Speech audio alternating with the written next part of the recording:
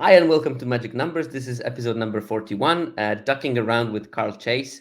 We are going to dive into personal data of twoduckcubed, a streamer, limited grinder, podcaster, and we're going to look what he was doing during the streets of New Capenna and try to figure out were there mistakes made, were there strokes of genius involved, and how did his Streets of New Capenna experience look like altogether. So, yeah, without further ado, let's start. First of all, thank you very much for coming, Carl. It's always amazing to work with you. You know that our brains operate on very similar frequencies. That's how we met, basically, by For having sure. multiple ideas that were exactly identical in terms of looking at 17 lens data, and then we collaborated with some things on that axis. But of course, the difference is that um, I can do the data, but I can't play as well as you do, and that's why we have you to analyze your play patterns and how you shuffle and Well, and the play the difference is cardboard. I spend my extra time just jamming more drafts, and you spend time actually doing cool things with data. As opposed to I have more recently not done nearly as much with data things as I was in the past. But I play and I do the podcast, and those are the main things I've been focusing on recently. But yes, we definitely have similar ways to think about things and approach to experiencing and analyzing data for sure. Yeah, I have to say I shed a tear when I saw how many drafts you managed to jam while having the even more complicated family structure situation than I do, and still managing to find time for that many drafts is quite impressive. Really, it should have just been more sleep, but Oh yeah, no, the uh, sleep. I think that we both neglect that part of our lives. Like I probably average 6-5 hours a day. yeah, I'm right in that range for sure. Yeah, that's how we do it. That's how we manage to find time, neglect ourselves. But that's fine. But okay, would you like to maybe introduce yourself better than I did and fill in the gaps that I didn't fill?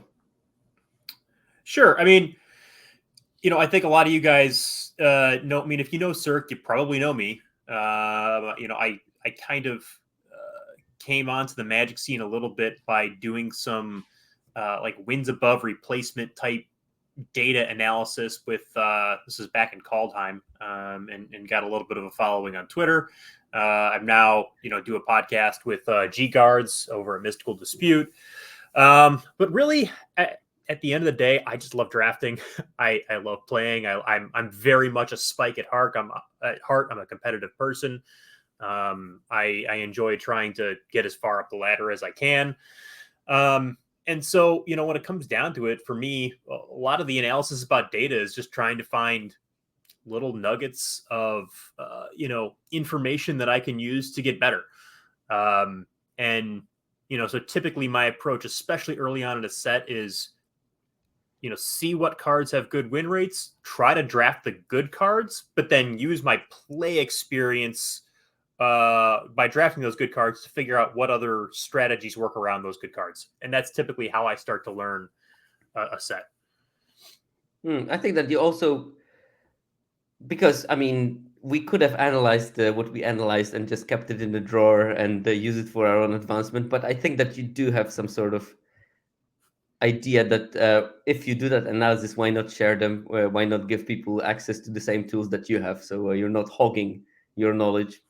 Oh yeah, absolutely. I love talking about it. I mean, that's what's been a lot of fun for me in the podcast now is, it's a general limited form podcast. We do incorporate data a lot and try to figure out, what can we learn from data, and that gives me a forum to share a little of my thoughts, even if I'm not doing like, you know, articles and threads as much as I was about a year ago. So And yeah, I have to. If you don't know Mystical Dispute, I strongly recommend you start knowing it. Like an amazing thing about it is that it's a very short form podcast, so you can squeeze it in almost into any kind of commute, even if you have to walk the dog or something, and still it is pretty packed with information based on the like. I can't probably say anything useful in less than 2 hours, and Carl and Gigards managed to do it in 20, so that's amazing. magic of editing. So Well, Garrett, that Garrett, that that's Garrett all does a Gigards. great I job know with that. that. That's right. I know that for a fact that all the editing, that's G-Guards. You can't claim that one on yourself. No, I do. I have. I literally don't even know how to. I could not do it if I tried. If Garrett decided to quit, then Mystical Dispute would poof into smoke. So glad he's Yeah, around. or be very much longer. Hey, yeah, or just be me droning on. But okay, let's start with the well. What do you expect from that? I mean, I took every single piece of data I could squeeze out from the 17 lands, and I tried to analyze it to my best ability. So, what do you hope to get out from looking at your own data? I Because don't it even is a know. bit, yeah. I don't even know. I don't even. I mean, I watched the Cord episode, but I mean, that was 2 or 3 weeks ago, and I swear I can't remember what happened yesterday at this point with everything going on. So I'm prepared to be surprised, and I'm prepared to. I want to see what you're able to come up with. Well, I mean, I won't come up with that much. To be fair, I will heavily lean on your Sure. introspective, but you're going to be laid bare there. Like, we will see things that maybe you didn't know about yourself, and you will have to react to them live. So hopefully it will go down well. I know that you're a pretty cheerful person, so I don't think you will hold the crutch against No. anything. And Oh no, obviously, absolutely not. I'm not going to slaughter you there, but it's some things are definitely interesting, and I will be very interesting to see your reactions there.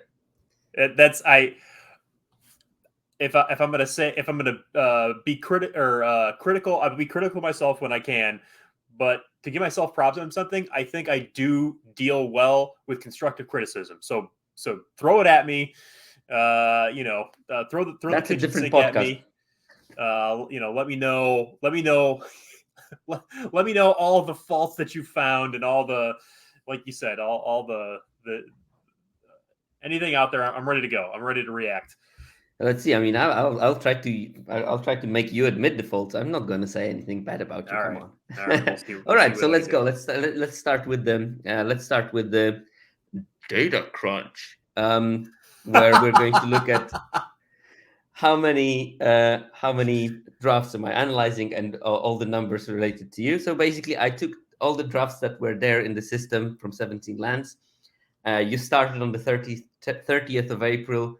You played your last draft that I have data for on the 14th of June. I knew that you had a holiday and you stopped playing for that period.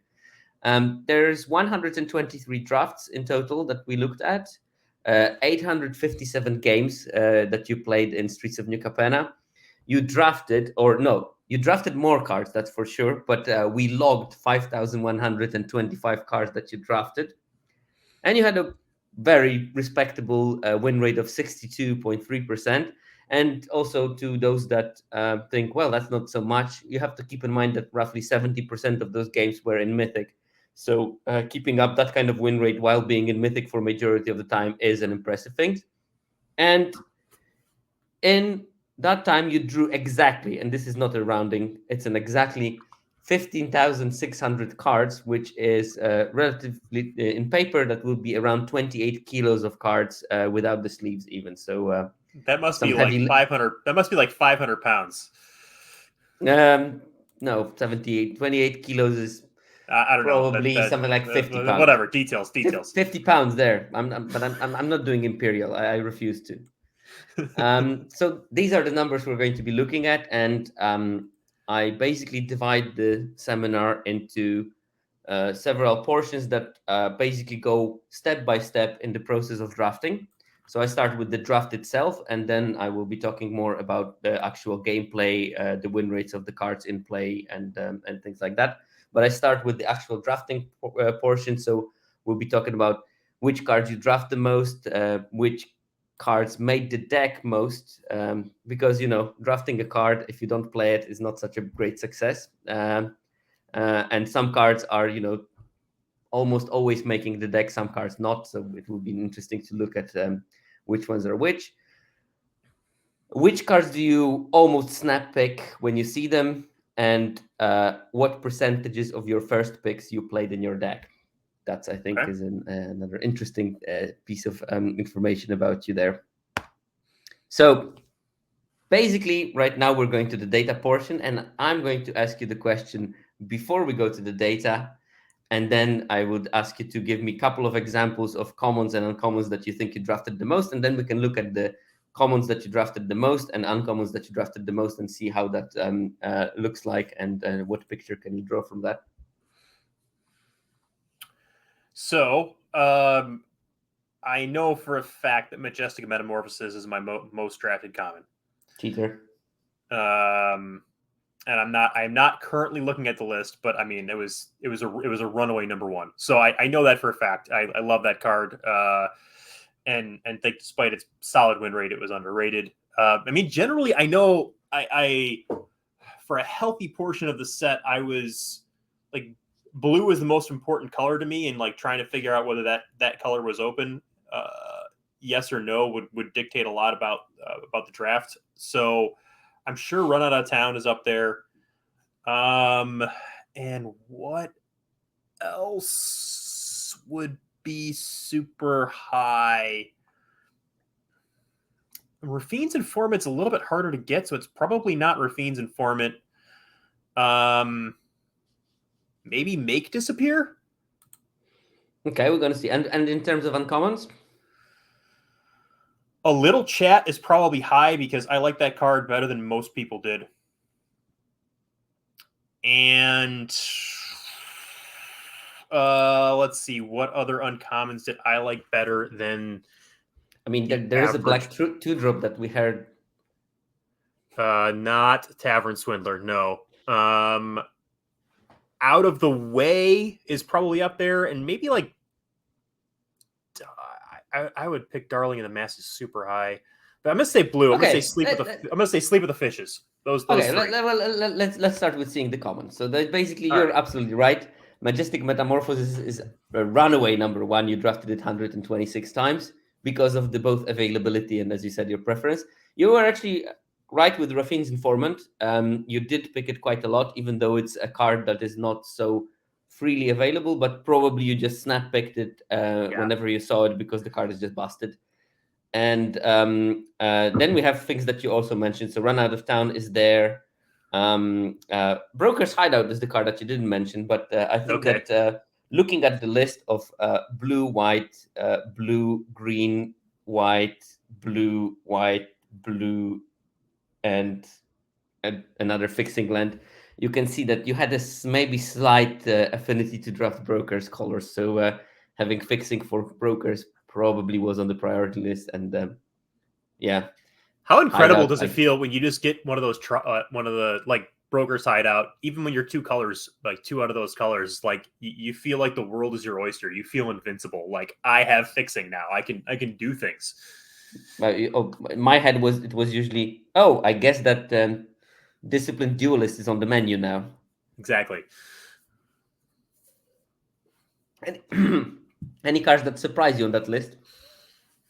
I think Backstreet Bruiser is one of those cards that I would take like reasonably highly as like a backup. Not always play it though. Yeah, you did pick it 69 times. Nice.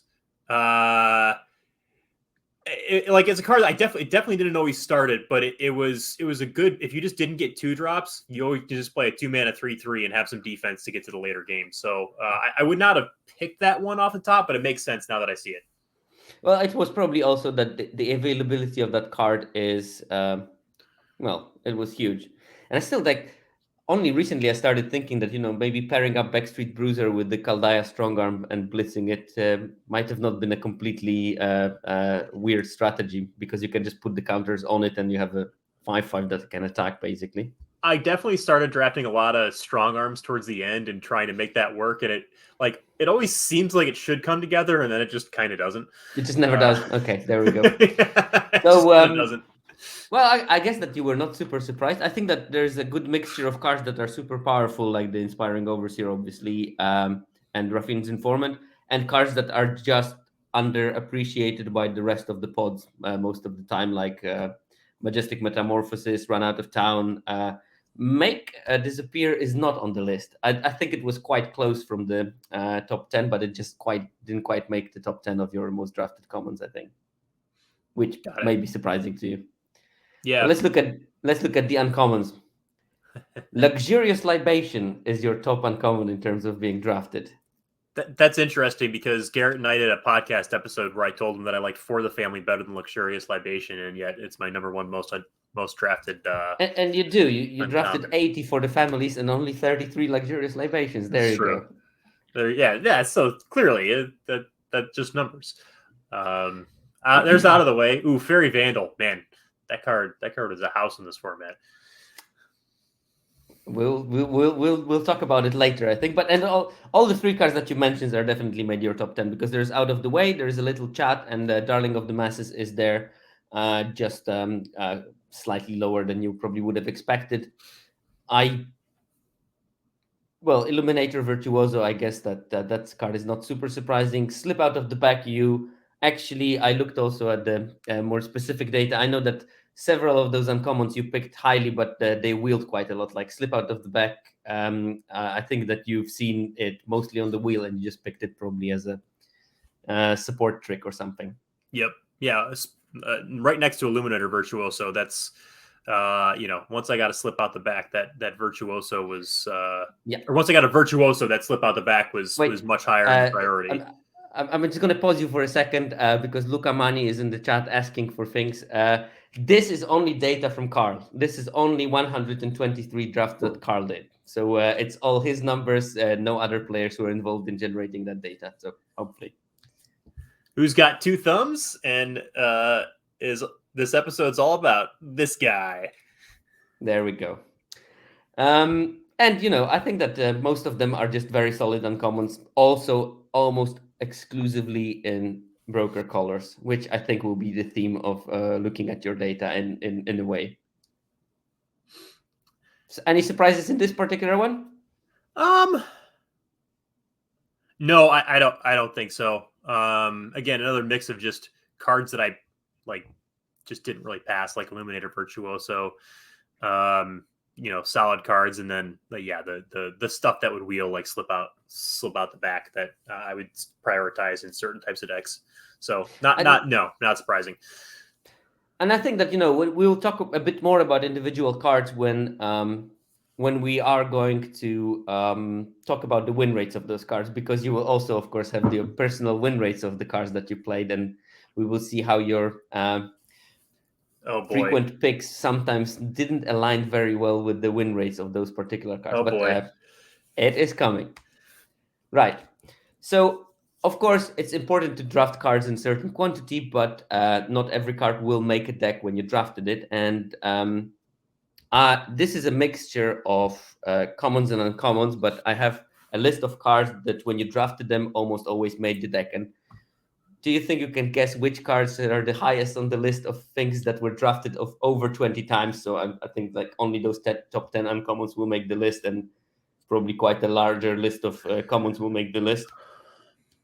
Okay, so Illuminator Virtuoso is my number one guess. What else? I mean, it probably would be monocolored.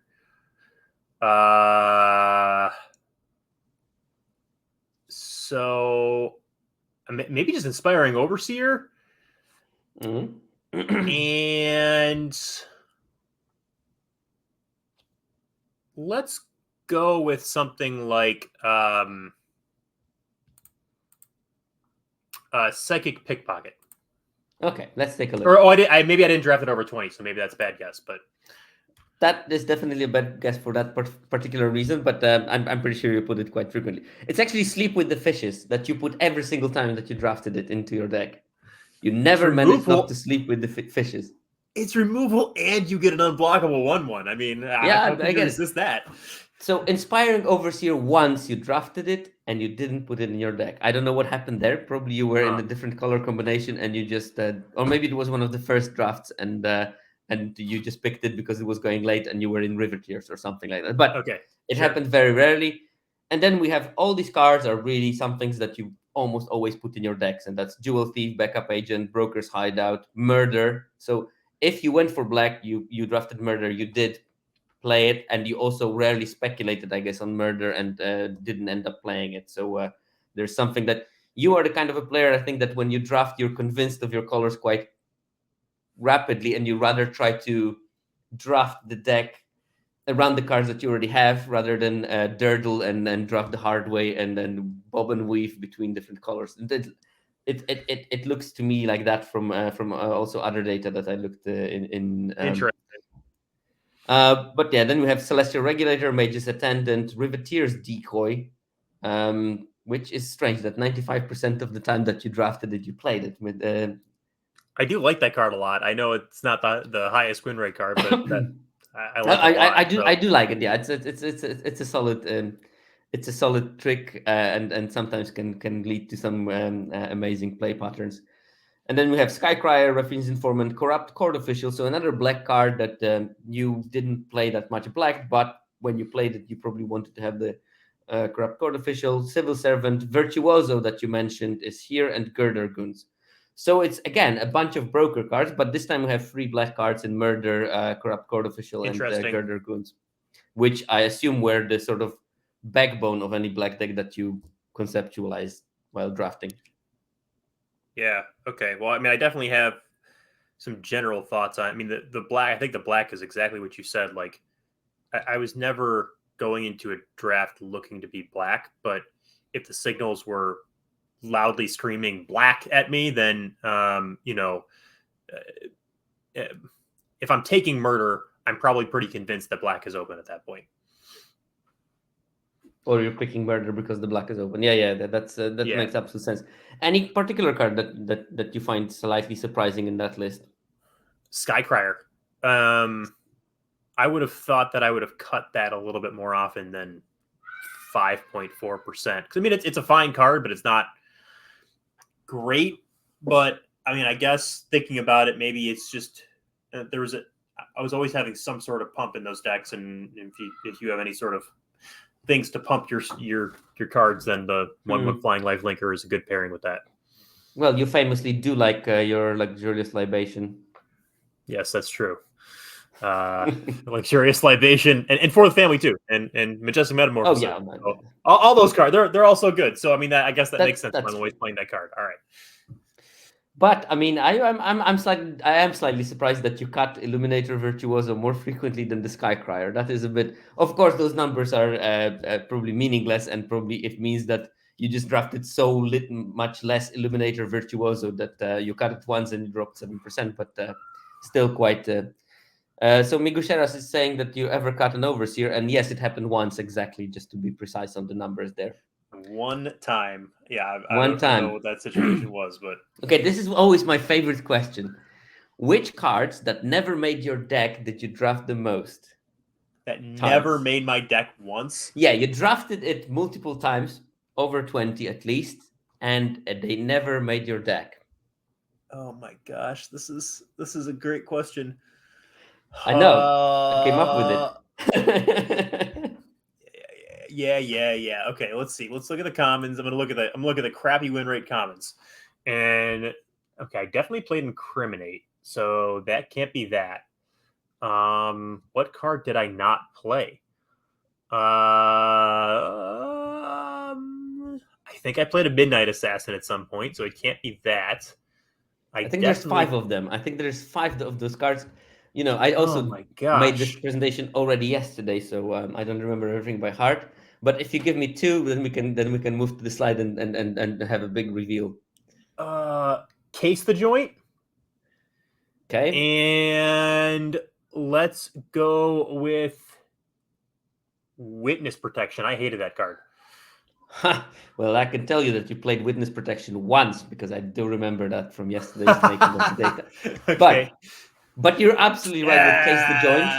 Yes, 34 times you drafted it, 0 times you played it. And other cards that we have there: Broken Wings, Jackhammer that someone in the chat mentioned, Extract the Truth, and Social Climber that you never played. And Witness Protection, you drafted it a bunch, you played it once. So I would say this card, Social Climber. Look at this card, Social Climber. There's Jewel Thief in the set. That's a 3/3 Vigilance Trample, and it makes a treasure. And then you've got this dopey 3/2 for the same cost. Like, how could you? You can't do that. But it can gain you 4 life that you don't want because you're an aggressive deck. Yeah, it's okay. This checks. Jackhammer. Okay, I never made the cut either. That's pretty funny. that's yeah. No, I mean, I've seen some people memeing with the three jackhammer decks, but that's mainly for streaming. I think that it gives you some There you go. kind of a clip potential if you kill someone with your brass knuckles and two jackhammers on something. But okay, we have the never beans, and okay. So what were your snap picks? Which cards you have taken almost every time you saw them, and you must have seen them 40 or more times, which I do think that means it's roughly uncommon level max. I don't think that there are any rares in Okay, there. uncommon level max. Well, I'm an Illuminator Virtuoso. I'm going to go with that again. Mm-hmm. And honestly, just Inspiring Overseer and Rafine's Informant. I'll, Rafine's Informant maybe not the best guess since the power level's a touch bit lower. And I'll throw one more in there at the uncommon level. I'll throw Psychic Pickpocket in there. Psychic Pickpocket. Yeah. Okay. So I have now two things, so I can actually have previews for myself, so that I can give you better hints. But Okay. Inspiring Overseer is there at number one. So basically, a common was your most snap picky card that was That's there, crazy. better than any uncommon, which is not shockingly surprising there. Then there's Fairy Vandal that you never that you basically snap picked, Okay. probably only except for the packs when it was together with the Inspiring Overseer, I would guess. And Illuminator Virtuoso you also mentioned, and Rafine's Informant that you also mentioned as a common that you were quite high on. So I think that your evaluation of what you really wanted to pick very highly is quite good. There's Darling of the Masses there as well, and the Majestic Metamorphosis. And I think that when I did it for Alex last time for Kamigawa, I think that there was maybe like two commons on the whole snap pick list, to the extent that I had to make a second slide when I only focused on commons. And with you, it's just Interesting. such a good mixture of commons and uncommons that I just decided to only make one slide in this particular case. And I think that for me, the card that I've really found surprising is a little chat, but I think that we will have that little chat at some stage later. To what is your fascination with that card? I think that there will be still opportunities to have it. Sure. I can't wait for you to tell me that I had like a trash win rate with that card. And No, I don't think that this particular maybe was not trash. I think that there were some very interesting cards that had low win rates, but giving some spoilers there, and we can chat about that later. But I I mean, don't think yeah, little chat was. this list makes a ton of sense to me. I can't believe I forgot Fairy Vandal. I mean, I love that card. It was a build around at uncommon with all of the draw effects that were in this set. I mean, like you look at this list. Just even the top cards, like Inspiring Overseer triggers Fairy Vandal, Virtuoso, Rafine's Informant, Metamorphosis. Like those all trigger the Fairy Vandal. So it pairs so They are well with also cards from the same deck. They're also from exactly the same deck. Yeah, it's all cards you want to pair with it, right? So yeah, this makes a lot of sense. And what I would like to draw some attention to, Broker's Hideout, with 42% of times that you saw it, you picked it, just showing how important fixing is, and how good players prioritize it, unlike players that are still newer to the game, which might pass those triumphs and then hope that they will get them later and never get them later, and end up with a deck that maybe has the power in terms of spells, but if you can't cast them, who cares about the power of your spells? It's definitely interesting that Disciplined Duels is a little bit lower on here, which I think reflects the fact that, I mean, again, I was trying to lean more towards like 2 colors with the splash than 3 colors. But I mean, it's a very powerful card. So, I mean, you know, Broker's Hideout being that high and Disciplined Duels being that low, even though they're right about the same menu, probably gives some hints into. Yeah, I think that, yeah. my I mean, you approach can here. look at the Illuminator Virtuoso as a sort of like monocolor version of Disciplined Duelist in a way, and you can see the difference between how you pick those two. Yeah. But okay, I think that now we have a bit of a break from the data analysis because we have, well, I mean, not really because the break is also data related, but we have the game, and the game is called Card X or Tavern Swindler. Which card did you pick more frequently? And I'm not talking about frequency of the picks, but I'm talking about you picked Tavern Swindler X% of time. I can even tell you what that percentage is. It's 12.3% of the time you saw a Tavern Swindler, you picked it. Oh my So now we're gosh. going to guess if the card that I'm showing on the screen, did you pick it more than 12%, 0.3% of the time, or less than 12.3% of the time? And there's 5 cards that we're going to look at. So let's see if you can actually 5-vote my game. So let's start with it. So okay, hold on. For just in case you don't listen to Mystical Dispute, which is a humongous error, by the way. You should It definitely listen is. to Mystical Dispute. This is the card that Garrett and I had an entire episode about, where I told him not to play this trash card, and he said that sometimes you just need to play a 2-drop, and I finally did play it once, I believe. So there's a whole episode out there where we just yell at each other and call each other names for having opposing opinions on this particular card. So that's why this is hilarious. Oh man. So I think the answer here is probably going to be Tavern Swindler, because I thought Swooping Protector was a little bit overrated. And so I just ended up not taking it that often. What do you mean? Perfectly serviceable flash flyer in the colors that you were playing. I mean, surely you must have picked it more frequently than that. Okay, yeah. Uh, so I you picked see. the I'm too good at this. I'm sorry. It's less funny when I'm too good at this, Cirque. But it's gonna be but Tavern Swindler. There it is. Yeah. 9.8% of swooping protectors that you saw and you picked, and 12.3% of the tavern swindlers that you saw and decided, oh, it's a good idea to pick it. We're going to come to that later. What does it mean? Because this is actually unbeknownst to the people in chat and the ones that listen to the podcast version of it. This is actually a lesson in data analysis in drafting. So you're serving a very important purpose here. Okay. So we have a card too. Tavern Swindler or the multi-format bomb sewer crocodile. This is hard too, because Sewer Crocodile went late a lot. I did occasionally like to pick one up because it would be a fine replacement level high drop if your deck was looking for that sort of a thing. But I feel like I saw a lot of these. And so I think the answer is still Tavern Swindler. No, in fact, it is Okay. sewer crocodile. You picked them 13.4% of the time you saw them, Okay. unlike Right. tavern swindlers with only 12.3. So 1-1 so far. I And then thought the joke was going to be it was Tavern Swindler 5 times in a row, but anyway. no, because that Okay. you would have figured it out after 3, and then the rest of the game would be pointless. So I Okay. All decided, right. Okay. Good point. let's do a bit there. Now, This. Tavern Swindler versus Capena Express, Oh the man. all-star vehicle from, I think, the best vehicle in that set. I'm sure you will agree. Oh, this is so hard.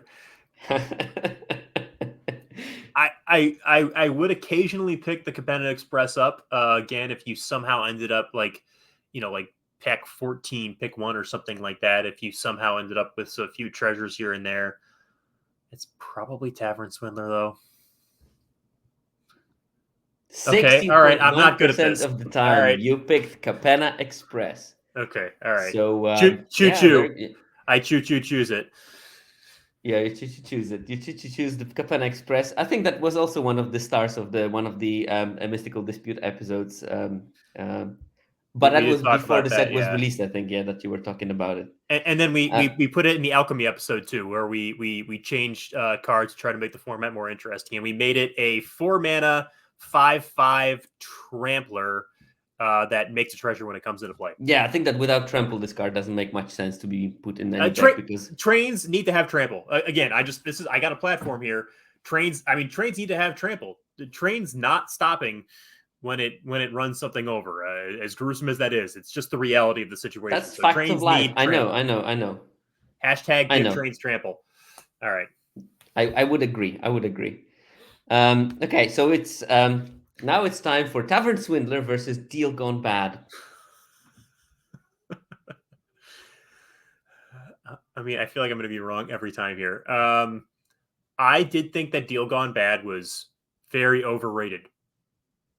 But also good enough that I should have taken it over Tavern Swindler. So I'm going to go with Deal Gone Bad and be wrong, I'm sure. Oh, It God. is Tavern Swindler indeed. You only picked Deal Gone Bad 6% of the time that you saw it. So, well, half as frequently as you picked Tavern Swindler. My I'm God. sorry, Carl. That game is not ending well. Well, I, at least, at I least, lose no matter what now. yeah. I've locked in a loss. Don't worry. I think last one is a no-brainer, so you should get it. It's Tavern Swindler, an All-Star 2 drop versus Colin a Professional. I guess it does things. It has a lot of text. Deals 3 damage. It's definitely Tavern Swindler here because I rarely picked and played this card because, again, I thought it was overrated. So it's got to be Tavern Swindler. But it removes the shield counters. And you're right here. You picked Colin Professional 7.1% of the time and Tavern Swindler 12.3%. It's the same card as Deal Gone Bad. So once you told me what the Deal Gone Bad stats are, they occupy the same space in my brain. So I might have got if you had done the other one. If I you had think done this like in reverse, Colin the I might have. Professional is like markedly better than Deal Gone Bad. I still Cost don't 1 like mana either of less, them. can go face, and doesn't require milling if you don't want milling. I That's mean, true. it's also I managed to put 2 Colin the Professional under Arcade Bombardment, and it was the best moment I had in this whole format. Oh, that's Together with two of the exotic pets. That was like a nice. That's living. That's living the dream. The absolute. Oh dream. yeah, that deck was silly, but you managed to go 2 for 5, so good 40% win rate. I mean, there is place for improvement, and hopefully next game that I design will be less sneaky and tricky. But question is, why did I make this game? Because when you think about it, it all depends on your personal preference of the card, but also on the preference of the card from the community. And I think Tavern Swindler was never a high priority for people, and you could get it wheeling routinely. And if, in fact, when you look at the data, it wheels routinely. Now, the cards that wheel routinely, if a card is just basically a card that says, if you draft this card, you lose the draft, you will draft it 12.5% of the time because no one will want to pick it. So basically, 12.5% of the time you'll get it as a last pick and lose the draft. Therefore, cards that have lower pick rate than 12.5% mean that there is a big difference between how you evaluate the card and how the community evaluates the card. So, for example, Colin the Professional is a card that people evaluate highly, including myself, but you evaluate it lower, and that's why the next strategy, the next part of the data analysis is actually cards that you drafted the least. So these are the cards that you never picked, and therefore you most disagree with the rest of the Magic world about. So these are the cards that will have, well, probably lower numbers than the 5.8 of the Deal Gone Bad. So what do you think? Which cards are those in your case? Deal Gone Bad would definitely have been my first guess on that. So that's interesting. And I'm just going to I'm just going to double check uncommon? you so I don't lie to you, and maybe Deal Gone Bad is on that list. No, but I can tell you that these are they start at 4.5% and they end at 1.5%. There are some cards that you absolutely never picked, even if you saw them. Is it commons and uncommons only, or are there rares and mythics? These are commons and uncommons only. I don't think that there is a rare in there. Okay. No, commons and uncommons only. So I'm going to say my first guess is I'll put a few out there. So Rogues Gallery is something I'll put out there. That's something I almost put in the game. Let's see. Scuttling Butler is a card that I think I played it once, but I did not like that card at all. But that's probably too. I got to find some cards that are a little bit higher in win rate that I didn't like. I mean, Deal Gone, man, if Deal Gone Bad's not in there, oh geez. You probably What don't even remember else? those cards because you never picked them even. Oh, Prize Fight, definitely Prize Fight. I hated that card, and I know people like that card. So Prize Fight, maybe Graveyard Shift. I guess I could look at blue and white cards too. I wouldn't look too deep in blue and white cards in your Okay, if I okay, might okay. hint you if I might hint you there. All right. Oh, I know we're live, and I know I'm just sitting here staring at a screen while everybody's watching this. Give me one more second. Gotta find something else here. What? Me? No.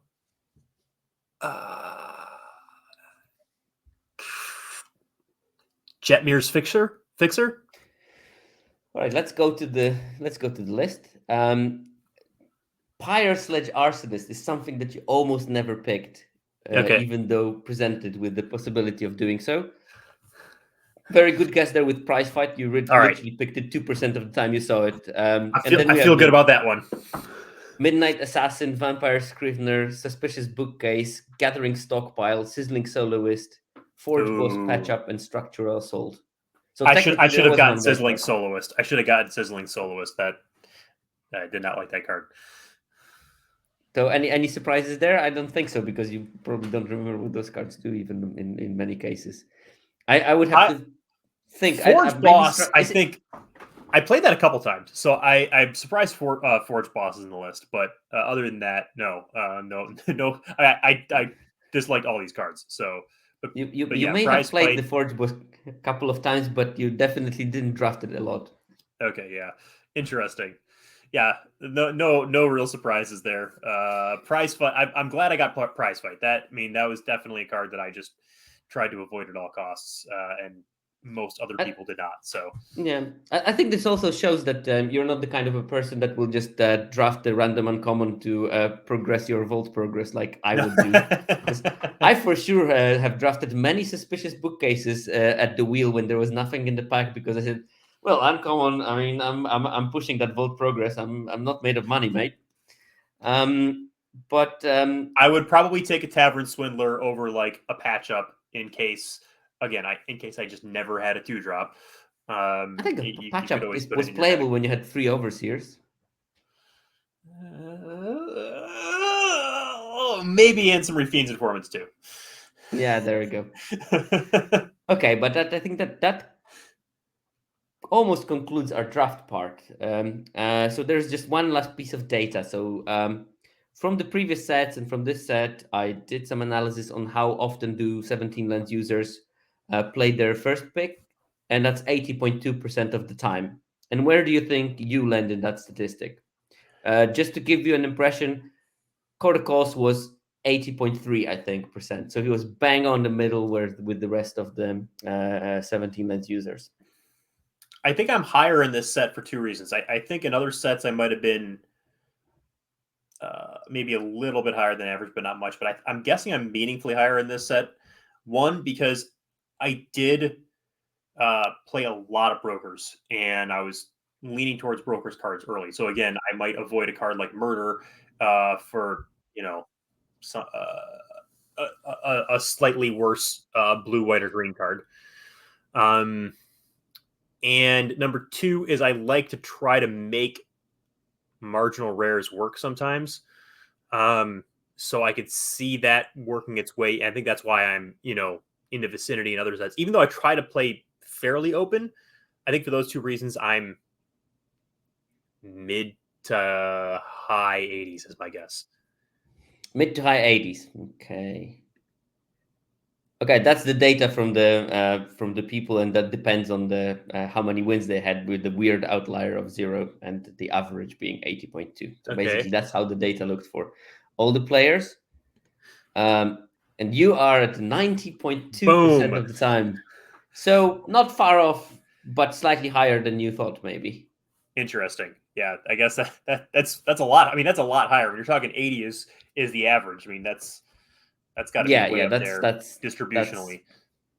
meaningfully more than the average players. But it's also you clearly preferred playing brokers, and therefore you probably your first picks were in brokers, and those preferences were showing. Also, I think that it might have something to do with the time that you were playing and most of your drafts and how mature the format was in that time. But I think that that Sure. concludes the Yeah. draft portion of what Carl did and didn't do in Streets of New Capenna. Now we can go a bit about gameplay, and I really literally don't remember the slides about Mulligan, so I hope I put them and not just left blanks, which wouldn't be below me, honestly. Um, no, I did it. Yes, get in. Good to have a second copy. But we will talk about different aspects of the gameplay that we can infer from the data.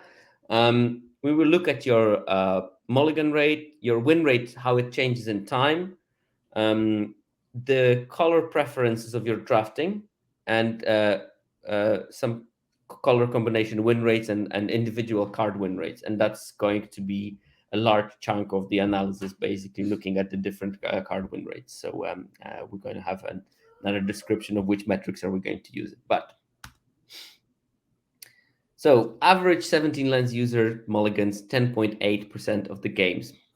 Where do you think you see yourself in comparison? Again, Alex, if I remember correctly, 3.2, Okay. 3.2% Higher than mulligan. Alex, but definitely less than average. I'll pick a number. I'm gonna guess 6.5. 7.6. I think that's close enough. We can give you that one. All right. Okay. That's a very good self-evaluation skill. So you are probably bang in the middle between Alex and the rest of humanity, which many of us can say about ourselves, really. I actually Um, started. I would not be surprised if this number was closer to the 10.8 towards the end of the format, but a lot less earlier on in the format. Um, I started leaning a bit more like in Kamigawa. I think it was probably it had to be even lower than that. But I was realizing more towards the end that like you just if you missed the third land, you were just toast a lot of times in this, and mm, you just couldn't get away. Especially like the two islands hands where you were missing your third color. I think I was mulliganing those more towards the end. But anyway, that probably went too deep, too fast. no, that's exactly what we want to hear from you there, because I didn't check the how your mulligan rates evolved Sure. in time, but I think that it's important when you think, these episodes are partially made to showcase you as being an amazing limited player, but partially it is for people that listen to it. How should they approach looking at their own data, and how should they think about their own data once they, are capable of analyzing it on their own, for example, and how to use those insights to make some sort of introspective on how to improve and become a better player, and also why you do certain things. It's always good to know the reasons for those kind of things. So now I just have to explain a bit what is the running average, because we're going to the running win average kind of portion of the thing. So if you have things that have very big difference between top value and bottom value, and win lose is particularly impressive in that way, because you can have either one win or zero loss. It will be lots of dots on top and lots of dots on bottom. If you want to analyze how win rate of a player changes over time and you want to make it in a meaningful way, you do this thing called running average. When you take an average of all these points and then you move by one step, you make an average of these points, you move by one step, you move by one step, and you continue until you get to the end of your data set. And then from this kind of blobby thing, you can get 10 points, each of those 10 points being actually based on 10 different measurements. And you can see a sort of running average. So you can see that here initially it's sort of goes down and then slightly goes up towards the end. Can, And can this is we exactly what. can we give this man an Academy Award for graphic and animation usage? That box was beautiful. That was a wonderful illustration there. I like that a lot. You make me blush. Anyway, I'm not going to make any more boxes in this presentation. I'm going to show. We're going to look at your average win rate. And what I did for that, you remember when we talked about it in the beginning of the presentation, 857 games. So I looked at the same thing as I did in this example case, but I looked at 100 games in the box, and I moved this box 757 times and made some sort of graph to show how your win rate evolved over the format.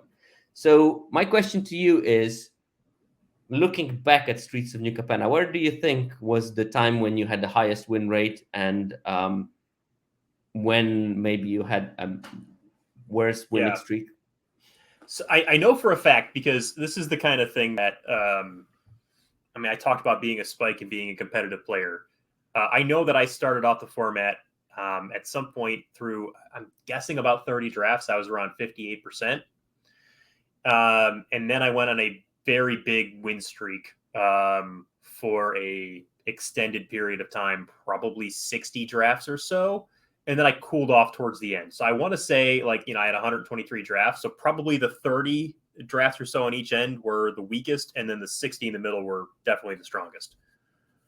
Okay. So we got that B-roll. We can actually look exactly how it looked like. So I think that you're pretty much nailed it. There were some ups and downs, and probably like a bit of a couple of drafts in a row that didn't work well here and here. But generally, you can see that you started relatively lower, and then that over time increased, and then you started memeing probably or something like that, and you can see that in the win rate. So I think that I tried drafting red. I definitely tried drafting red towards the end, so that didn't that probably didn't help. Look, we're going to see that. Yeah, you think I wouldn't do that kind of a graph? Come on. Sorry, spoilers. Spoiler alert. My bad. Well, no, I mean now you have to stand it. So basically, Pablo Picasso had his color periods. He started with the blue period. There was a rose period, and in each of those periods, he used particular color and tints of other colors that included a high amount of the particular thing in the pictures. So, if you would look at the Streets of New Capenna, what color periods did you have as the format progressed and matured?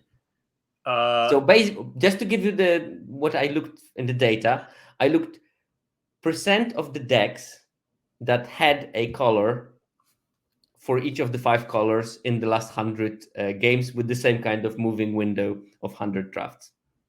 Okay, so white, I think, was definitely. Okay, let me articulate myself here. Blue certainly over the course of the format had the most run, but I think it was probably white early on. Then there was a blue period. Then it probably shifted a bit more white again. Then black came from nothing to something. And then we finished with red having literally nothing the entire format to having some red at the end. Okay. I was watching that curve. I was watching the curve as you were describing it without seeing it, and it was quite interesting. I think that 90% correct, I would say, what you were describing. Okay. All right. So this basically shows you that, let's look at this peak of blue. That means that at this stage, 94% of your decks had some blue in it as main color. I didn't count splashes in that. So just the main color parts. Okay.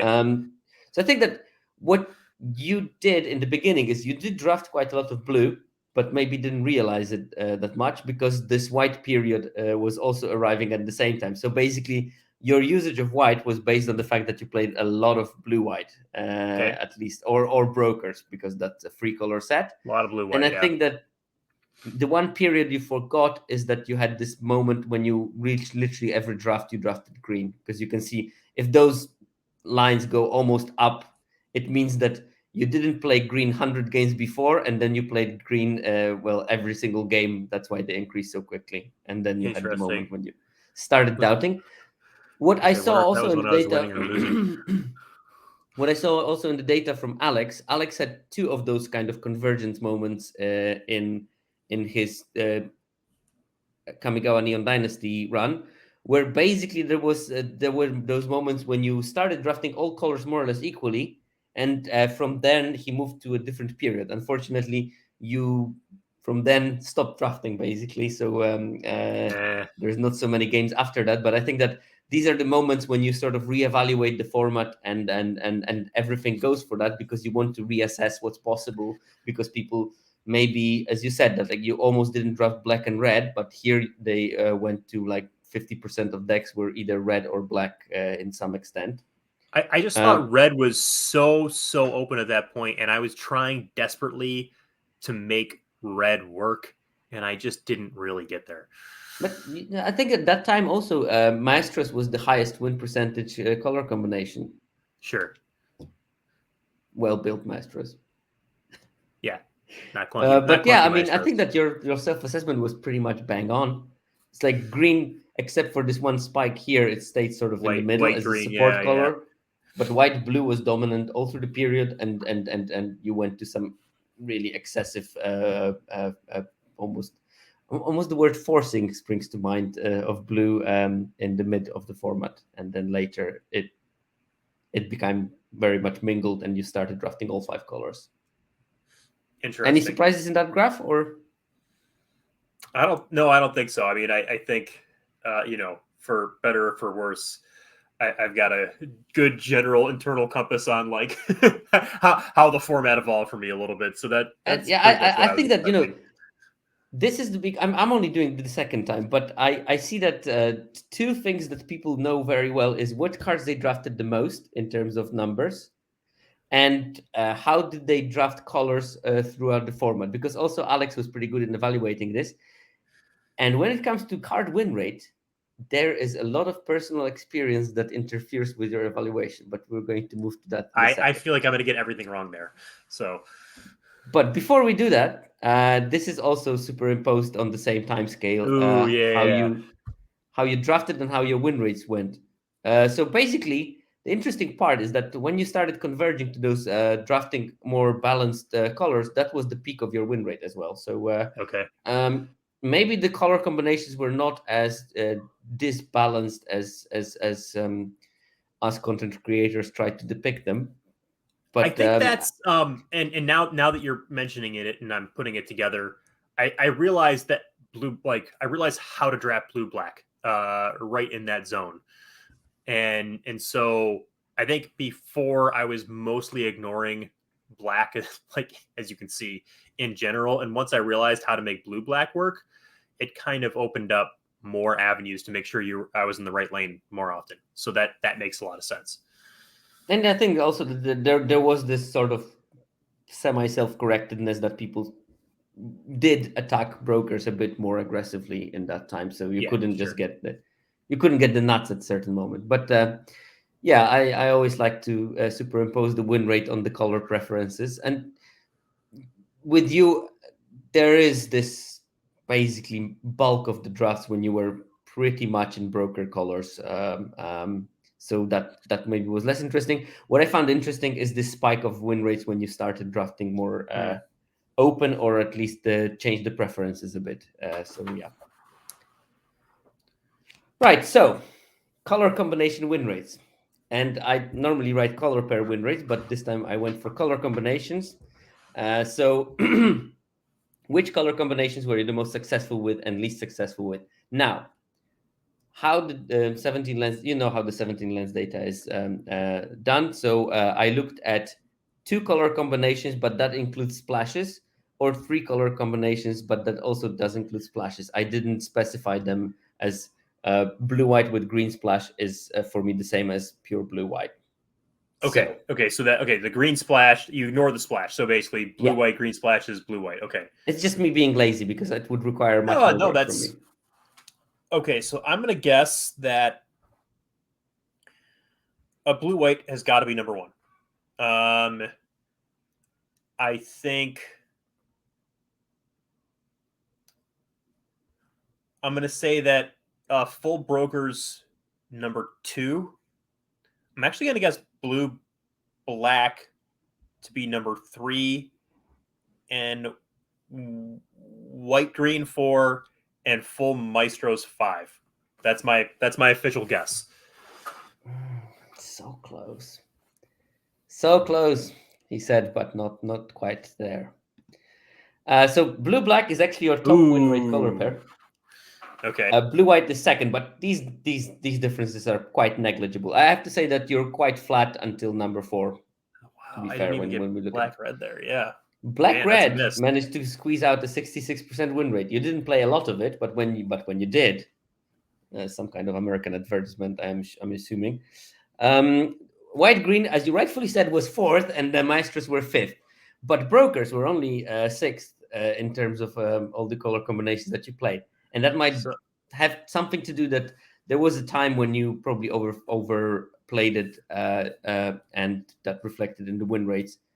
When we saw those little dips of your win rate, in a couple of cases, it was correlated strongly with you playing quite a lot of brokers at that time, basically. And then we have Cabaretti, Obscura, Riveteers, and very, very far behind we have I could never make that work. Never could do it. They always sucked. But I don't know. Did anyone? The chat? If you have any examples. Oh, there's G-Guards in the chat. He missed the Tavern Swindler game, but I guess you have to catch up on that. You got to check out the VOD, Garrett. It's hilarious.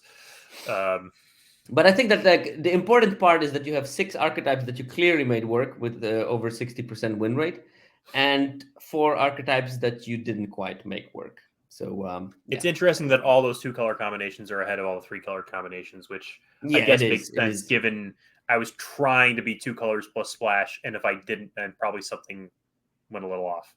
Yeah, exactly. I think that this format, you really need to go all in to be 3 colors. And as I said, 997 mana basis, that's the thing that you are aiming, and then you're quite happy with being 3 colors. But without it, like especially Maestros with a splash of red, that was like I was having a heart attack because I play a turn to Snooping Newsy, and all of a sudden I might have just taken a mulligan to 5 if I had 2 red cards and I milled the mountain. Okay, so card win rates. Okay. God.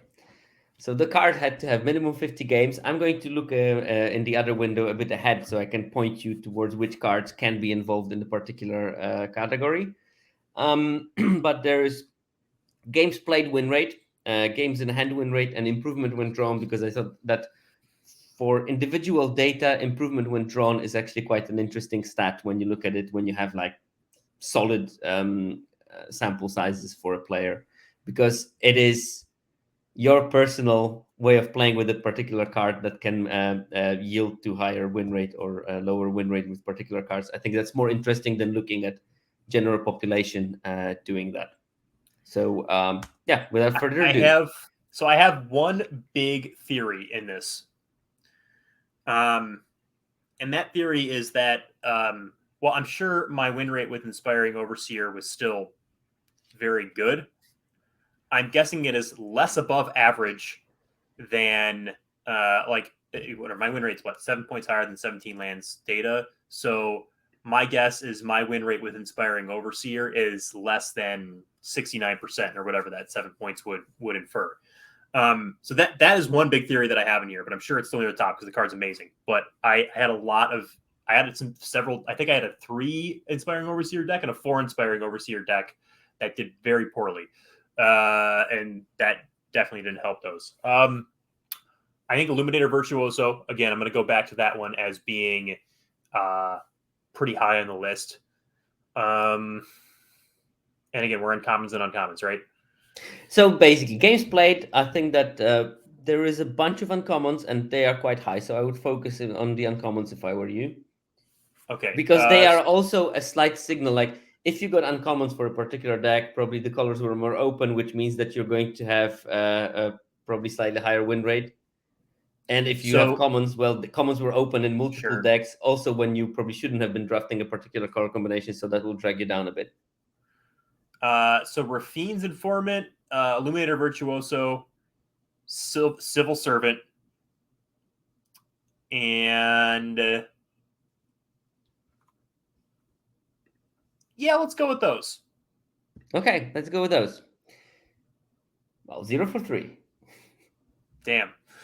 Wow. Hypnotic Grifter is your number one games played win rate. Now, this is games played. This is when you played it in your deck, not necessarily drawn it.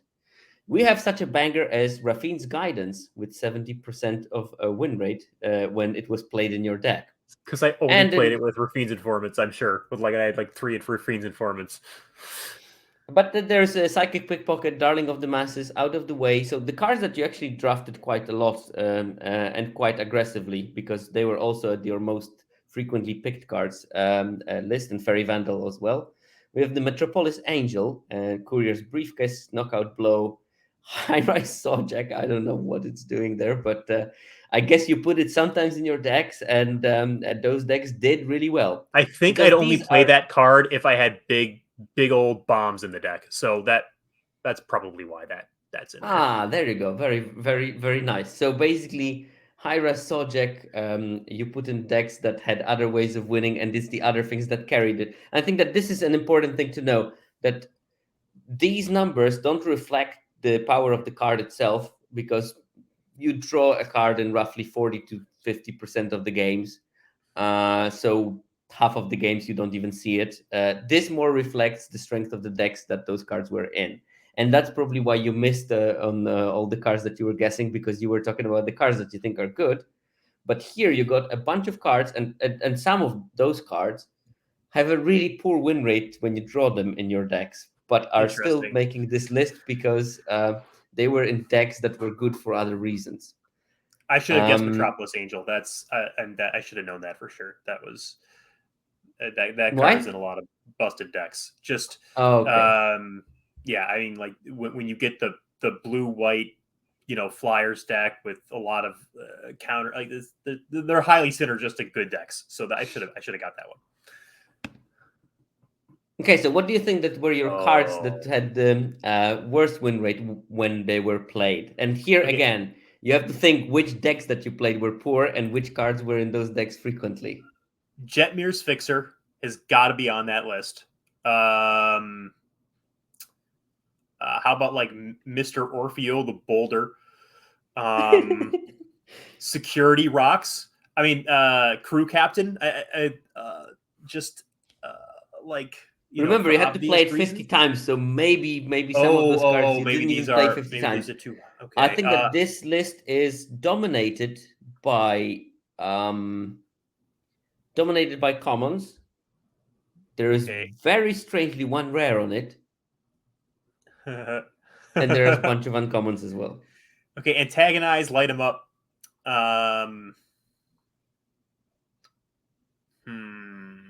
You said Fixer before, yeah? I strongly advise you stick to that answer. Jetmir's Fixer. I'm not going off that. Yeah. So Jetmir's Fixer, Light 'em Up, Antagonize, and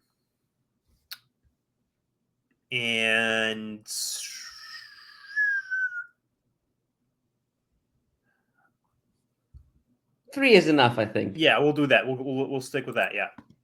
I think stay ahead, because I think Jetmir Fixer is dead last, and Antagonize is second dead last. And then Racer's Ring, which is on theme, I guess.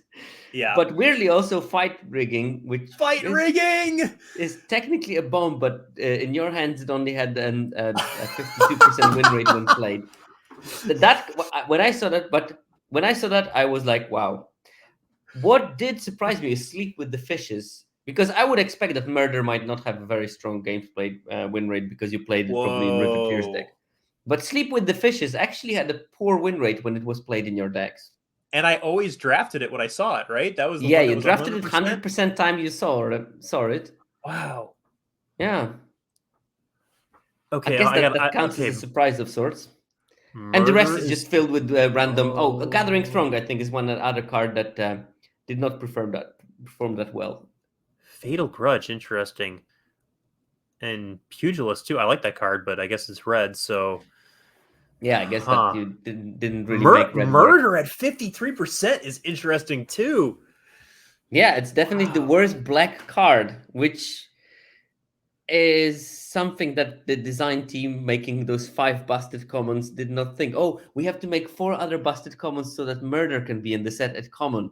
And look at murder and look at the inspiring overseer and jewel thief, which were closer to the top of those lists. Interesting. So yeah, here I think plenty of surprises, but again, let's keep in mind this is the games played statistic, and I Yeah. think that Yeah. game Yeah. in hand win rate is something that will give you a better idea of the card's power, Okay. basically.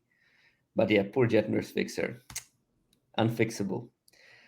So game in hand win rate. Okay, now we need solid numbers. I'm going to look into the future of my slides and give you some hints on what you can guess. I I mean, think I'm going with Rafine's Informant and Illuminator Virtuoso. Those I'm not. I'm sticking with those from like the last. I was more thinking in the way, and I didn't mean to interrupt you there, but that's more the oh no, that's lines fine. I was thinking along. For this Yeah, one. I think that loads of uncommons and then some commons on the list. So you Um, go Ruffian's Informant, Illuminator Virtuoso, and I will also go with. Heck, let's go with Majestic Metamorphosis. I think I played that card well. And again, I'm sure that Inspiring Overseer is on this list, but my guess is it's below 69%. nice. Um, so I have to say, I think that you would be surprised with that list to a large extent. I think Darling of the Masses is number one by a mile with 80% win rate. Whenever you had that card, you basically always won. Exotic pets, something that you never mentioned, 75% game in That's hand good. win Yeah. rate. Psychic Pickpocket, again, close to 75. Hypnotic Grifter, close to 75. Strangle, close to 73, which is like a massive outlier compared to what your red was Huh. doing, because probably you put it more in the Maestro's deck than you did in the, or you splashed it in your Demir decks or something like that, I assume. Yeah. I mean, that So was. that If you have a controlling blue black build, I was definitely looking to. I'd pick Strangle like super high, even if I it's was primary blue black. But it's like also such a perfect place to play your tap lands when you just killed the 2-drop with yeah. Strangle and then you play a tap land and you just didn't lose any tempo really. Yep. But Expendable Lucky, quite a nice numbers there. Hold for Ransom, that card was impressive in your hands. Security Bypass, Tramway Station, I guess that comes with the Maestro decks being not as bad as you might think.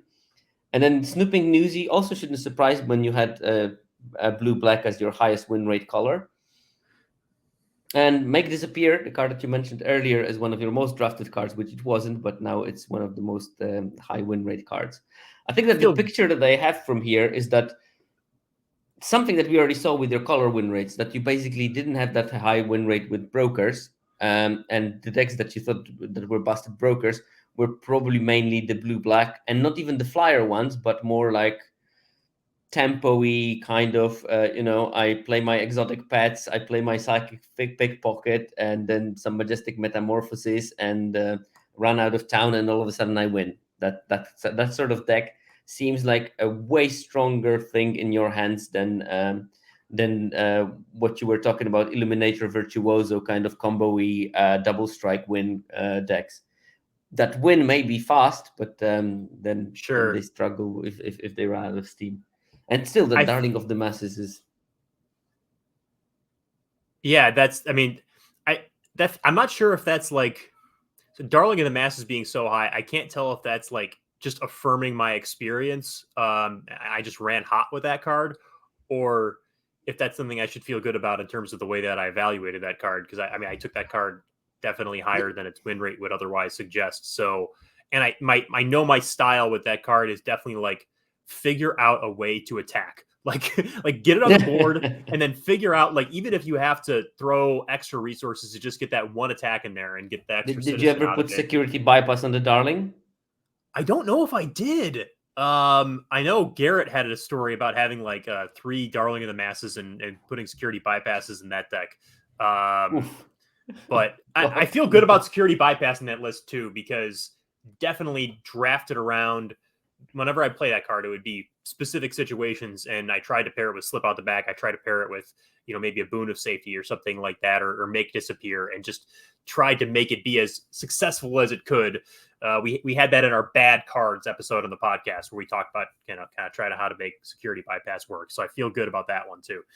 Yeah, I do remember that one, and I think that the lack of Illuminator Virtuoso in that list, that the card that you were super strong on Yeah. a lot of time, I think that it's just because you remember when it worked, but so many times it's just a solid 2-drop, but not anything to write home about. Is that a possibility? I guess so. I mean, or maybe I just I mean, maybe it there's was also just a such a chance that I lightning. Yeah. misanalyzed the data and mixed up columns in Eh. the Excel. No, That's no, absolutely no. possible. The fact that But Inspiring okay, Overseer is not on this list, though, also I it's feel not on the list. nailed that prediction too. I Yeah, I can later look at the full yeah, list and yeah. and tell you where it was, but I don't want to disturb the fragile No, no, no, equilibrium of no. my computer by actually looking at Excel multi-gigabyte files because that Please, will. please don't. Okay, so we know what was winning in your hands. We know the darling of the masses was also your darling. But which cards were not winning even when you drew them? And I'm going to look into the future just to see what rarities are represented there.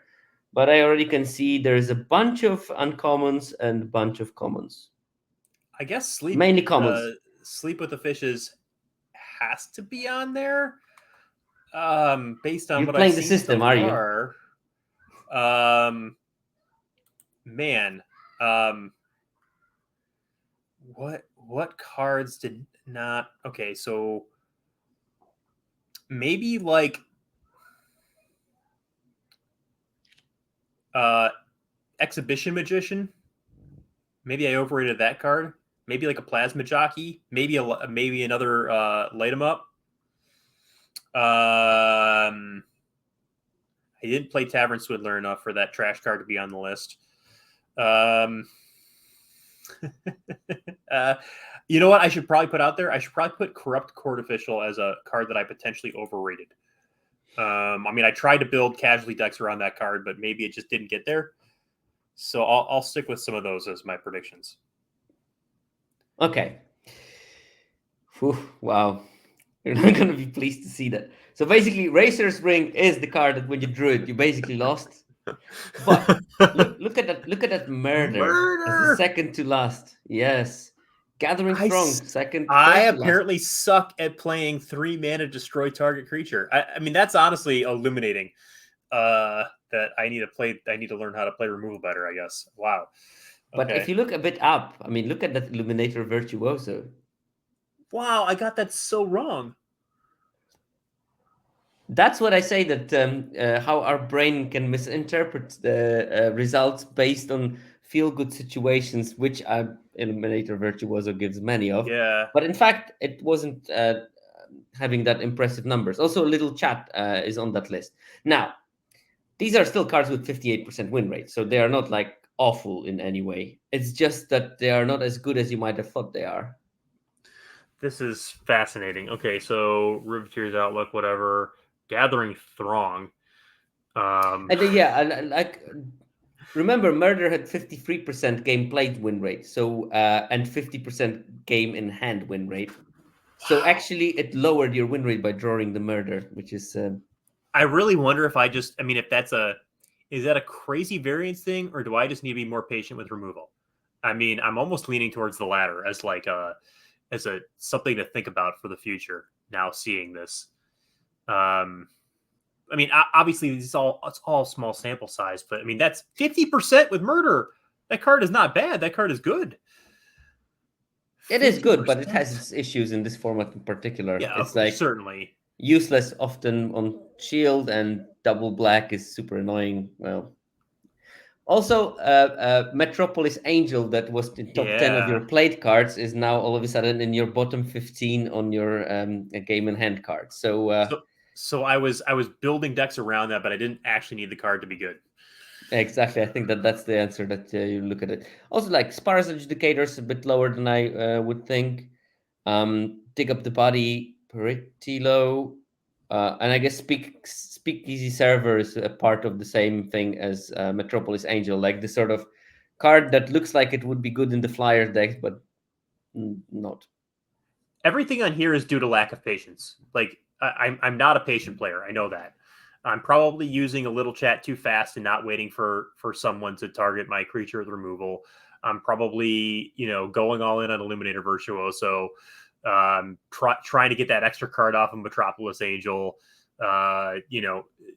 Smashing with Riveteer's Decoy and trading it for a 2/2 or something like that.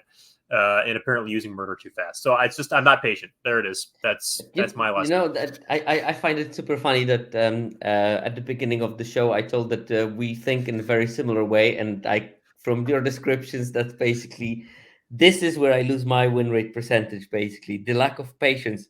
It's just like I'd rather something happen than to wait and nothing happens because it annoys me. Like and I know I'm losing game percentage, win rate percentages based on my um, eagerness of making something happen, but I just can't stop myself. And Yeah. ah, I mean that's I'm going to take that away and think about that for future games of Limited for sure. all right. Well, this was definitely the interesting part, and I think that we have last couple of slides, and that's about improvement when drawn. So, what do you think are the cards that improved your deck the most when you drew them? So, the difference between the win rate when you drew the card versus the win rate when you didn't draw that particular card in decks. Um, I mean, I guess security bypass has to be up there given just the stats we've seen so far. I mean, I would just show this one because I'm just going to be trying to remember the previous slides and like doing math off the previous slides. So Yeah, I okay, don't. let's go. Let's go. Darling is the one that improved your decks the most, and Hold for Ransom actually, which to me was surprising, but also makes a lot of sense in one way or another. Then we have Exotic Pets, Strangle, Expendable Lucky, and then we go into the levels of cards that minorly improve, and Security Bypass is one of them. But I think that Darling of the Masses and Hold for Ransom, I think that Hold for Ransom was a vastly underappreciated card because, as you said, like whenever you play Darling of the Masses, your main goal was to be able to attack. And I think Hold for Ransom is such a great card to enable that kind of thing. Yep. Yeah. I mean, if you had the tempo E deck, which is typically pretty strong, it was going to be good in those decks. And if you didn't have Mm. an aggressive deck, then you probably should be playing Hold for Ransom. So Yeah, that's fine. No, I mean, I do assume that you put them in the right decks. I mean, I know that you know that if you want to play a 20-turn game, Hold for Ransom is a liability, not an asset. yep. But any cards here that you find particularly? Plasma Jockey actually improved your win rate, so you Interesting. tried to put it in the category of cards that were not so great. Honestly, that was more of a self own because I like the card a lot, and I mean it was a reason for me to be in red, but the stats were crap, and so I was just wondering if I was overrating that card to be honest with you, but I'm glad I wasn't, at least for my own approach. So I mean, Strangle, that card is so strong, and it was just in such a bad color. So that's super interesting. Like one thing That's that we see here is Inspiring Overseer. So I think that Inspiring Overseer was more of a victim of the lower quality of the decks it was in. Because I will now say that I think that looking at the data, you might have been at least in the middle stage of the format. You were too stuck with the brokers, and you probably sure. overforced it a bit, and that cost some percentage points of the win rates.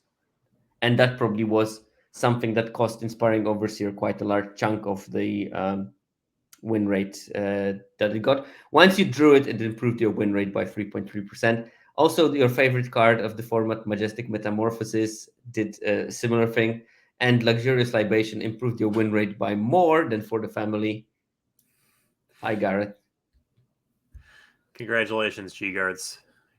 You win that one. Okay, so here we have those, and we can actually talk about cards that actively decreased your deck performance. And We know murder's again, on there. I don't want Yeah. you to do mental maths because I know, Yeah. but Metropolis Agent was the card that decreased your win rate the most when you drew it. But Okay. on that list, we also have Rafine's Guidance, a card that you tried several times, and it actually had an amazing games played win rate. So it was in good decks. It was not required in those decks at all. So I was just playing them with Rafine's Informants. So when I had 3 Rafine's Informants, I was playing that card. So that's like okay, that's it. That's the entire thing right there. But not even apparently, the I didn't need that card. Virtuoso. What's that? Okay, Racer's Ring is just weird, but that's probably some of I those just results never wanted my red will green be decks. based to Yeah. this on small sample size. But we have Disdainful Stroke, A Little Chat, Broker's Veteran, Illuminator Virtuoso, again Man, actively lowering your win rate. Speakeasy Cervic, Grisly Sigil, Murder, Out of the Way, and Fairy Vandal. Now this is just 3 percentage points. With your sample sizes, it's not. yeah, the Fairy Vandals, whatever, because I mean that was in 70+% win rate decks. So Yeah, exactly. So yeah, any surprises here? Except for I think the Disdainful Stroke is a bit surprising to me because I would think that you would. Why would you put it in your deck even? um, I mean, I would have put it in a more controlling deck that just needed a way to shut down the late game, but apparently not terribly effectively. So, Or maybe there was no need for locking out that late game because the early game yeah, was probably damaging enough, and that 5 6 drops were not playing that much of a I role. should have just played like another glamorous outlaw instead of the disdainful stroke or whatever. Mm. Or maybe it's just made its way into like it was like I was forcing a blue white type of a situation and didn't get enough playables, and that was the last card that I'd stick in an otherwise good deck. Maybe I don't know. Mm. Um, or again, we're over attributing everything. That's also possible, and just weird stuff happens because it's small sample size. I don't know. Metropolis Angel is hilarious to me because I mean that was a card that I always try to draft around, and the fact that Mm. it has Well, I it's terrible. mean, at least it was successful in terms of like the decks that you drafted around it Yeah, were good decks because and then I Blue just White was a damn good deck. It just probably didn't require the yeah. Metropolis Angel. Right. I think we got there. So we can look at the conclusions. And I think that I will focus on the conclusions for you. So, how did you find looking at your data in such a data, your personal data is something very intimate, and getting that stripped bare in front of people might be weird because you get this mixture from, oh, I learned something, but why in such a way? Oh yeah, I mean I found it extremely informative. Um, I think probably the biggest takeaway is what you think you know about yourself versus maybe what you don't. I mean, some of those card win rates were very interesting, especially murder. I mean, more than anything else, murder was bizarre and interesting, and leaves me wondering if there's really something there with just needing to be a little bit more patient with the way that I play games when I have a card like murder.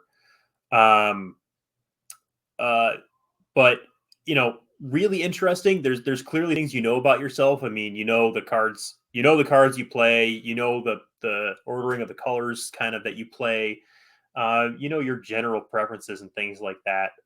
But it's interesting. I mean, I was way off on Illuminator Virtuoso. That was another one I was way off on. So, your feel goods when you're playing Majestic Metamorphosis on Virtuoso on turn 3 or whatever.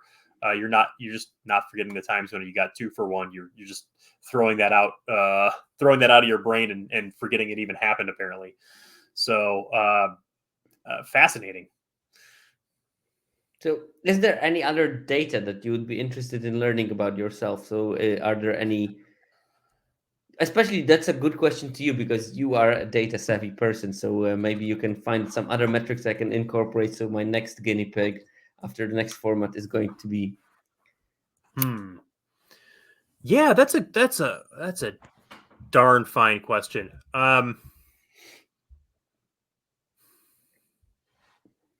There's nothing that I can think of off the top of my head. I mean, you have a fairly robust approach to looking at, from win rates to draft preferences to color preferences to mulliganning preference. I mean, you kind of cover the whole gambit of things out there. So I don't think there's like any gaping holes in this particular analysis. Don't worry, you can let me know later if you want to I'll as try. well. I'll think about that. I'll think about that some more for sure. And as a user of 17 Lens, which data sets would you find most useful from the ones that you just learned right now? I do think it would be interesting to have access to the win rates of cards that you draft. I think it's dangerous in the sense that I think the average user is going to, even like I said, the average user, but probably even us, are going to over attribute like cause and signal to those rather than noise.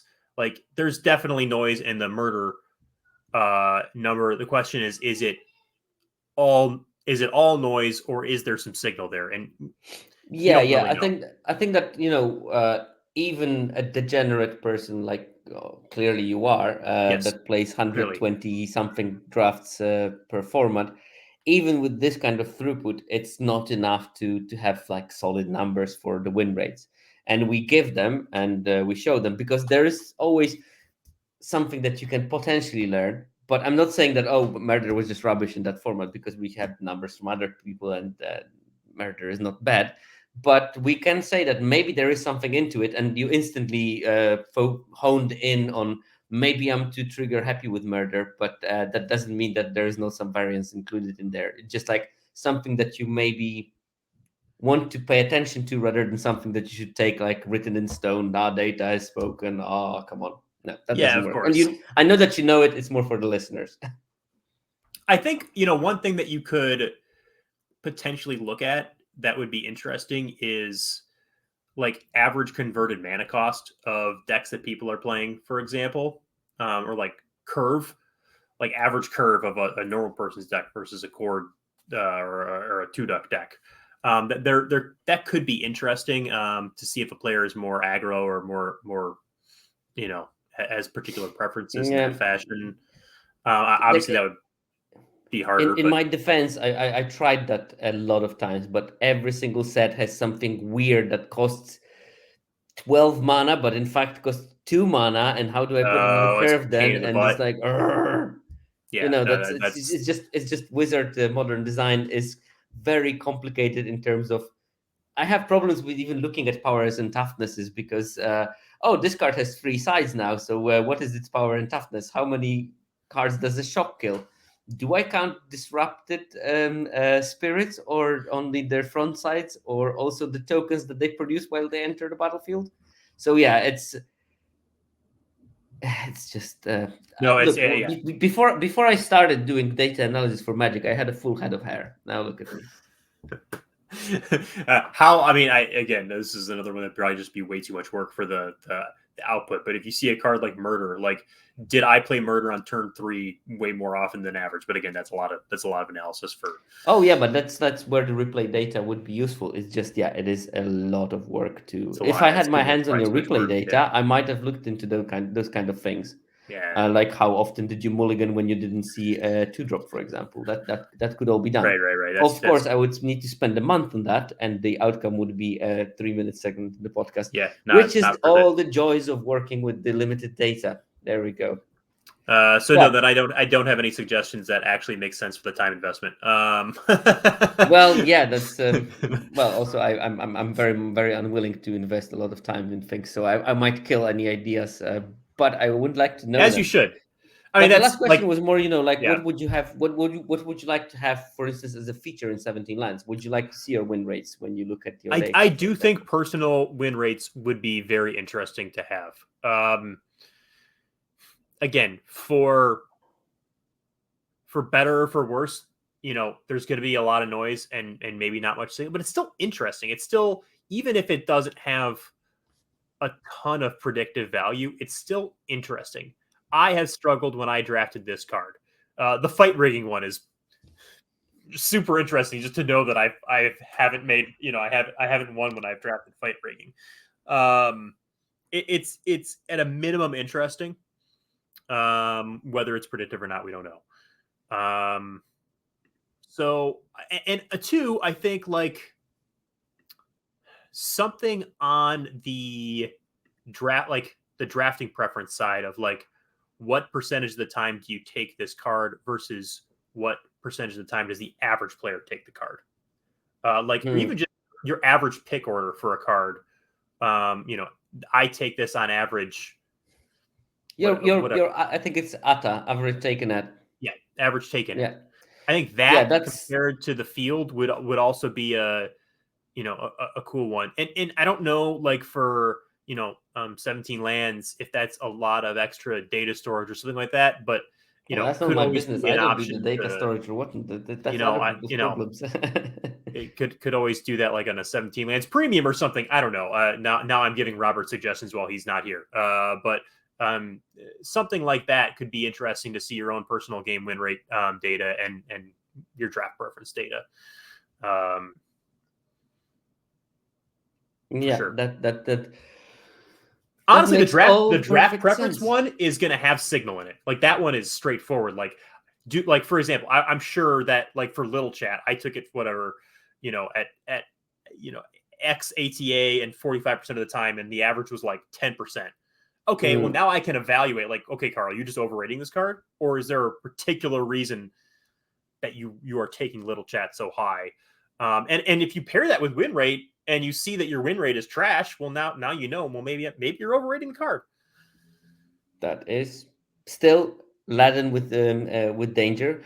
But yeah, maybe that's something to think about. People that have over 100 drafts in a particular format, those data might be an idea Get to to make 50 them drafts and available. you get those stats show up or something. Who knows?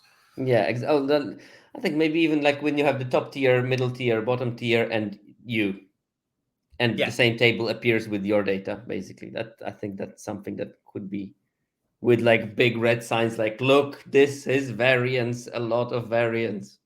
Yep. But okay, well, it's been an absolute pleasure to have you. Where can we find you more frequently? Well, first of all, thank you so much for doing this. I mean, you put a lot of work into dissecting my data. I learned a ton from it. That was awesome. Thank you so much for doing this. It was extremely enlightening. For the most part, you can, the main thing that I'll plug, like I was earlier in the episode, is Mystical Dispute at mysticaldispute.com, my short form podcast with Garrett Gardner. You can find me on Twitter at twoduckcubed. I have not been streaming very much lately, but when I do, I'm twoduckcubed on Twitch. Probably the next major set release, I'll begin streaming again. I don't think I'm going to be doing with Baldur's Gate. So, Okay, great. And and we have to also thank the 17 Lands team, who also took a bit of time to provide me with your data, because I have to ask them for individual users' data. I don't have access to that kind of wizardry. I only can get data from people that explicitly express their permission to use their own personal data, like Carl did or like Alex did last time. So thanks to Viral Misnomer, Hululu, Grant Wu, and ZTM. And also thanks to Fake Jake Brown, who's helping me to release it in the form of the podcast. And while we're at it, I would like to also thank to Mana Junkie and Esescu for the music that we have in the podcast itself. So this, you hopefully can find it later as a full podcast, and it will be also put on YouTube as a video if you want to catch up, or if you just joined halfway through and you want to see the game that we played with Carl, or what are his drafting behaviors that are different from other players. You can find it in the first half that will be made available on YouTube. And with that, thanks all for being here. And thank you, Carl, for being here. And see you next thank you week. so much.